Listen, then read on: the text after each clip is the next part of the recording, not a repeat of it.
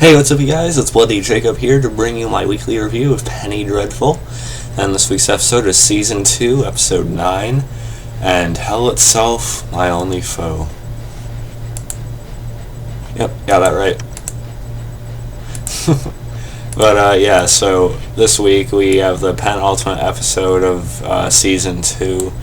Of course, with Season 2 finale being next week, and wow, we're practically at the end of the season right now, at least by the next week, and it's been quite the ride, but we can talk more about that next week. And I just want to say the season's gone by really, really fast. It's been a very, very, very good season, and Penny Dreadful has to be one of my favorite shows ever at this point, to be completely honest, after not even 2 seasons yet.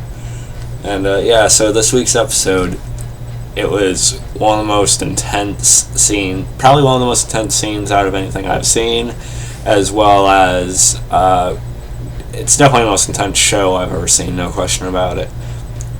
And it definitely beats out some horror movies too, I think. And but we'll get to the scene I'm talking about within a few minutes here. But of course, the episode starts off with quite the intensity itself too, because we still see Ethan and Vanessa staying at the cabin. The Cotwife's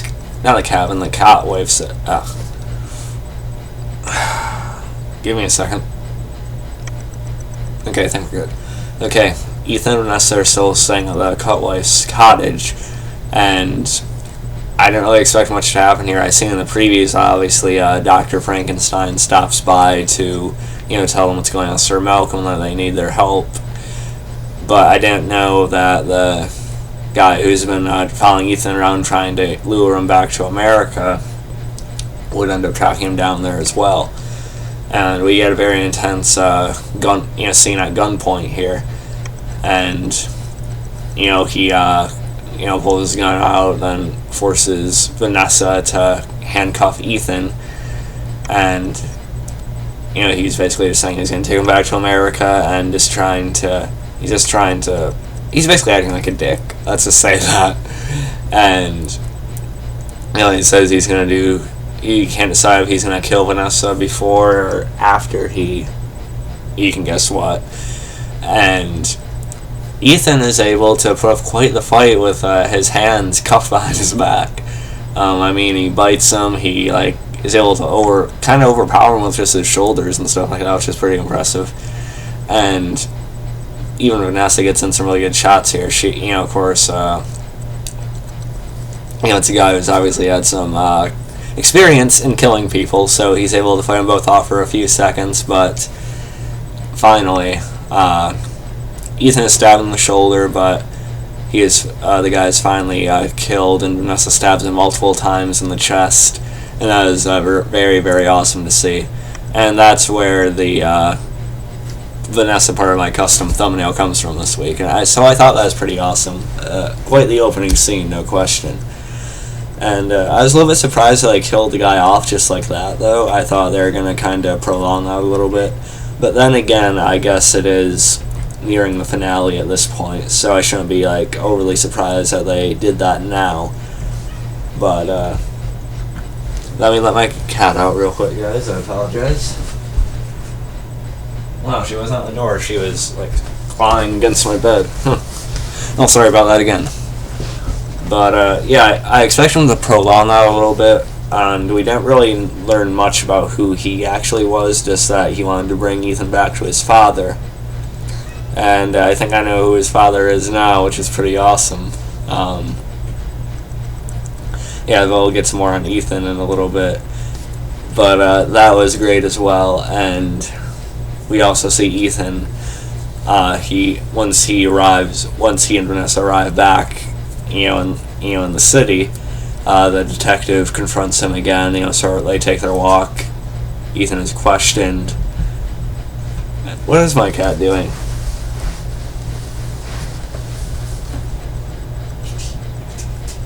Okay, sorry guys, I very much apologize. But and the biggest thing that came out of this scene for me was the probably the biggest name drop in the series so far. This kind of blows Ethan's character wide open here. We find out that Ethan Chandler's actual name is Ethan Lawrence Talbot.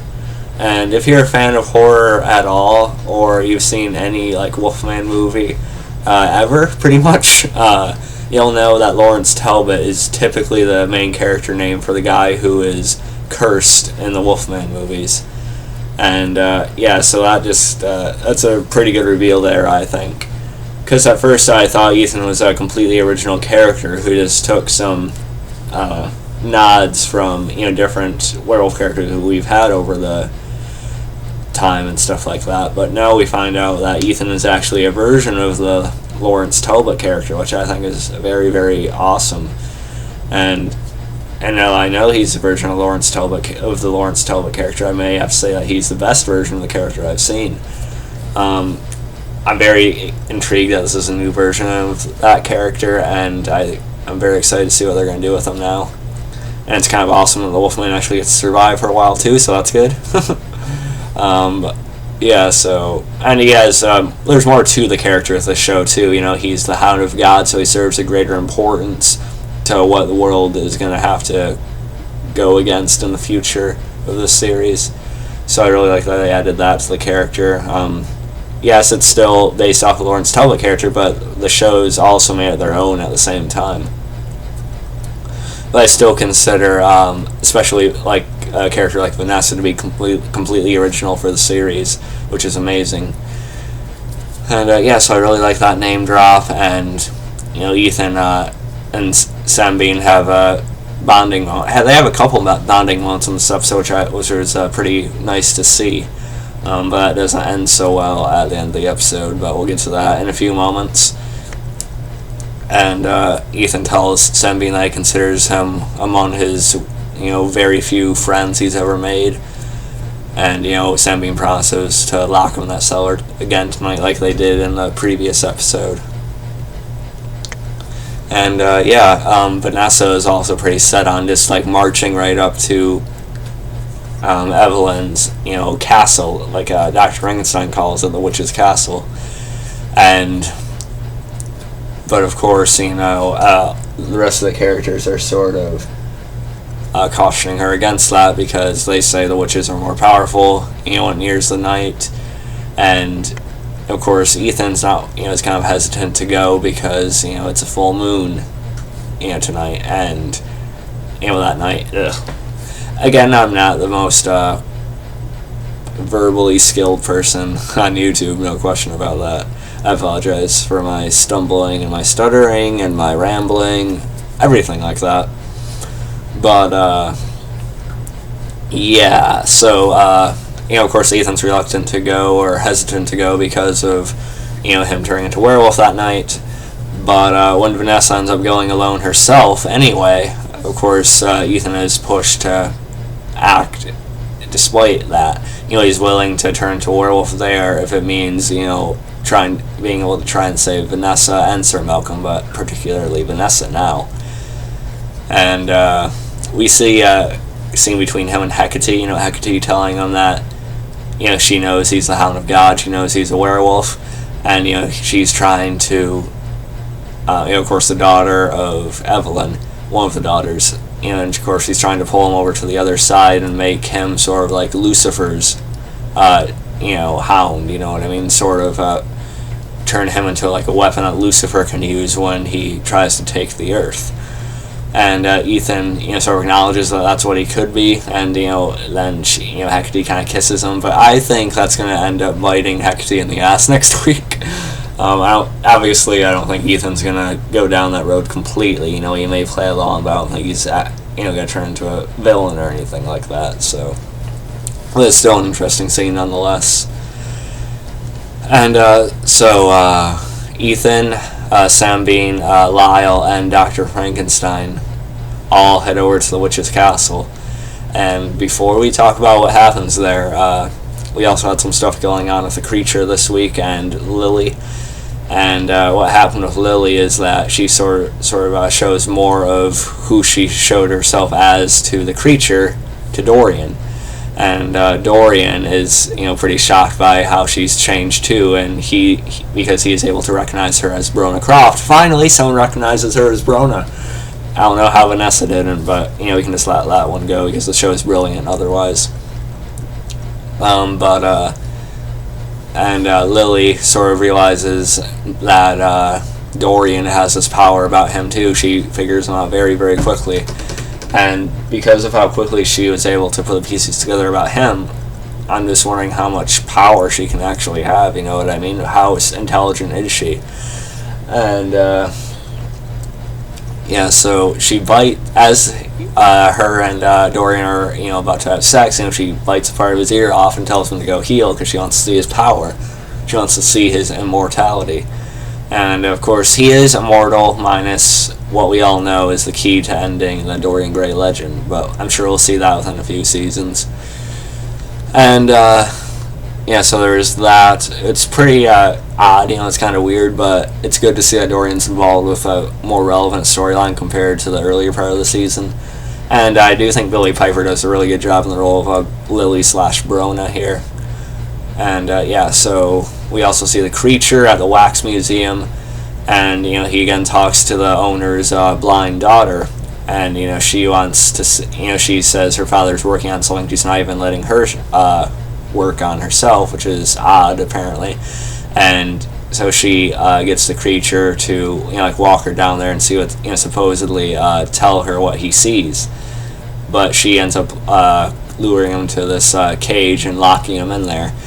And that's a pretty shocking twist because, she came off like this completely pure type of character, and some people are even theorizing that she could become the true bride of Frankenstein, which is, of course, the creature.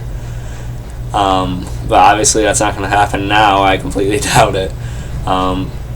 So the owner's plan does come to fruition, which we heard about earlier in the season. He's planning on locking the keeping the creature locked in there, and as well as bringing in other freaks, and having people laugh at him, and so he can get money and stuff like that. But that's going to bite him in the ass too eventually. I can't wait for the creature to kill them both now. That should be fun.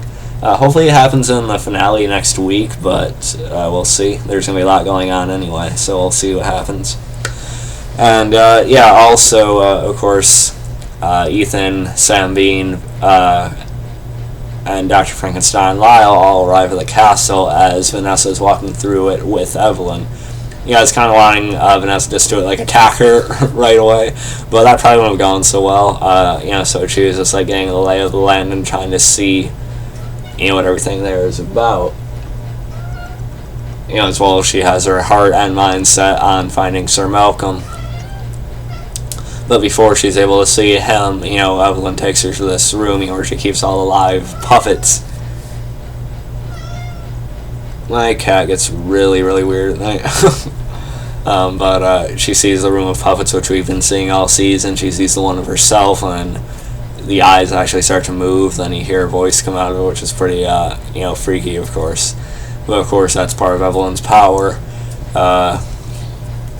So there's that. And then we also see that Lyle, Dr. Frankenstein, Ethan, and Sam Bean get separated. So witches are, the daughters are coming about and screwing with them and such. And we see that Ethan and Sam Bean are locked in this room together. And of course we know that Ethan was going to be turning into a werewolf, the werewolf tonight. And of course he was so okay with that because he knew he'd be seeing the witches, and he was hoping that if he turned, he would be around them, so he'd be able to slaughter them too at least. But now he's locked in this little space with Sam Bean, which is pretty sad what happens there, but we'll get to that in a minute.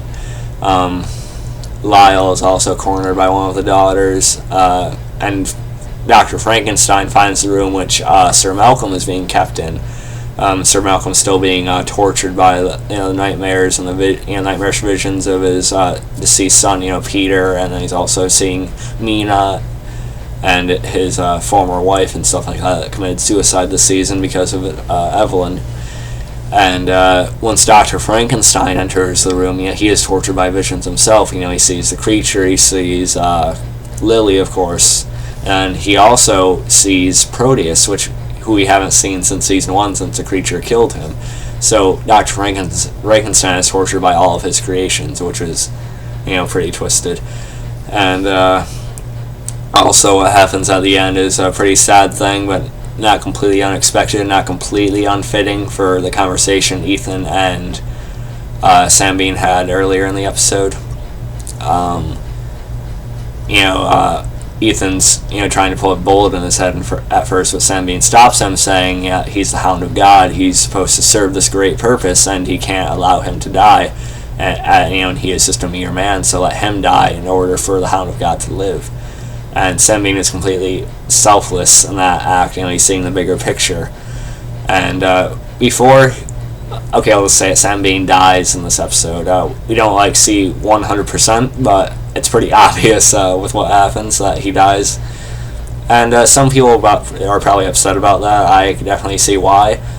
But at the same time, we did find out a little bit more about his past earlier in the episode during the previous conversation I mentioned between him and Ethan. He says the marks on his cheeks were because he was a slave trader at one point, and he is forever ashamed about, participating in that. And so he's carried that guilt with him this whole time. And some people are hoping for, Sam Bean to live and sort of, see, flashback episodes in Season 3 or something, which would have been interesting, I think, but now that we know what he was, we don't really need it. It still would have been interesting to see, but now we know. I'm fine with his death here, even though it is pretty tragic. So Ethan turns into a werewolf, and he unfortunately attacks and kills Sam Bean by biting him and stuff like that. But so that's really all I have to say about this week's episode. One hell of an episode, but also one hell of a tease for the finale next week with the way it ended. And the previews for the finale next week look incredible. I just have to say that. Could very well turn out to be one of the best episodes in the season, if not one of the best episodes of the series so far. I won't be surprised if it does turn out to be that good. My expectations are pretty high.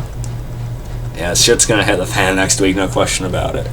So, I hope you guys enjoyed this review, and if there's anything I didn't mention or something you want me to talk about a little bit more, feel free to leave a comment below. We'd love to discuss it with you guys. And I'll catch you guys next time. Hope you've been enjoying my spamming of tribute videos lately. But I think they've been continually getting better and better. I mean, I just put out the Tyrion and Shane Walsh tribute today. The Shane Walsh one had a few little errors with editing in it, but I still think it turned out pretty well. I love how the Tyrion one turned out, and the Breaking Bad one's good as well. So I've been enjoying making those. So if you guys like them too, more on the way with those. And hope you enjoy this video. Can't wait for the finale next week. Can't believe it's already about to be over.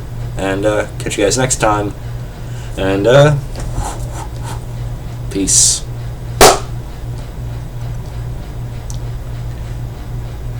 I don't know.